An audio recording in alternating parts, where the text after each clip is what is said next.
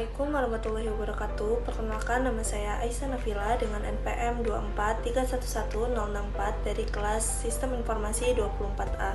Pada video kali ini, saya akan menjelaskan tentang struktur sistem operasi. Struktur sistem operasi dapat diartikan sebagai cara pengorganisasian atau susunan komponen-komponen sistem operasi agar dapat bekerja secara efisien, teratur, dan saling mendukung.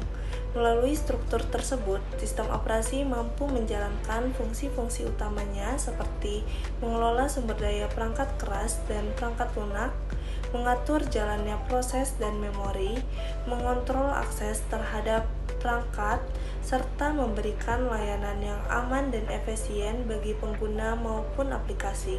Struktur ini juga berperan penting dalam menentukan kinerja, keamanan, serta kemudahan pengembangan dan pemeliharaan sistem operasi.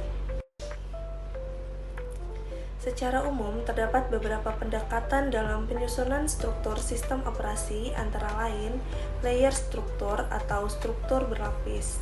Merupakan sistem operasi yang dibangun dalam beberapa lapisan yang masing-masing memiliki fungsi tertentu dan hanya berinteraksi dengan lapisan di atas atau di bawahnya. Yang kedua, monolithic system. Merupakan semua komponen sistem operasi digabung dalam satu kesatuan besar yang berjalan di ruang kernel dan dapat berinteraksi secara langsung. Yang ketiga, microkernel system. Merupakan hanya fungsi inti sistem operasi yang dijalankan di dalam kernel, sedangkan layanan lainnya berjalan di luar kernel sebagai proses terpisah. Yang keempat, modular approach atau pendekatan modular. Sistem dibangun menggunakan modul-modul terpisah yang dapat dimuat dan dilepaskan sesuai kebutuhan. Sistem call adalah mekanisme yang memungkinkan program aplikasi untuk meminta layanan dari sistem operasi. Ketika sebuah program ingin melakukan aktivitas yang membutuhkan akses ke sumber daya sistem, seperti membaca, menulis, file, mencetak dokumen, atau mengakses perangkat keras, program tersebut tidak dapat melakukannya secara langsung karena keterbatasan akses pada mode pengguna. Oleh karena itu, program akan memanggil sistem call yang kemudian akan dijalankan oleh sistem operasi di dalam mode kernel.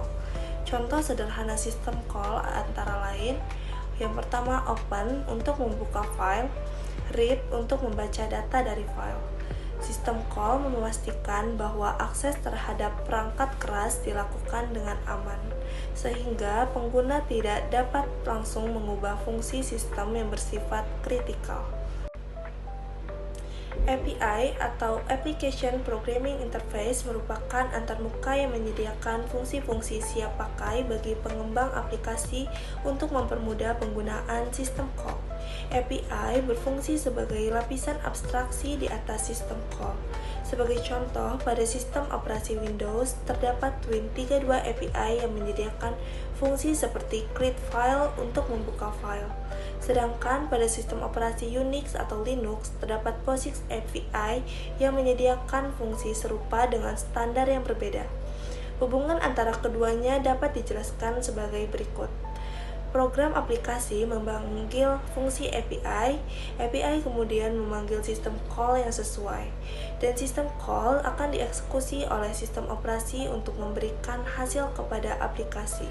Dengan demikian, API dan sistem call bekerja sama untuk menghubungkan lapisan pengguna dengan sistem operasi, memastikan komunikasi antara program dan perangkat keras dapat berjalan dengan efisien, aman, dan terstruktur. Struktur sistem operasi juga berkaitan dengan mode eksekusi pada prosesor, yaitu mode kernel atau supervisor mode, digunakan oleh sistem operasi untuk menjalankan instruksi dengan hak akses penuh terhadap perangkat keras. Yang kedua, mode user atau user mode digunakan oleh program aplikasi dengan hak akses terbatas untuk mencegah kerusakan sistem akibat kesalahan pengguna. Transaksi antara kedua mode ini terjadi melalui sistem call. Saat program pengguna memerlukan layanan dari sistem operasi, mekanisme ini menjadi bagian penting dalam menjaga keamanan dan stabilitas sistem komputer. Sekian materi yang dapat saya jelaskan. Terima kasih. Wassalamualaikum warahmatullahi wabarakatuh.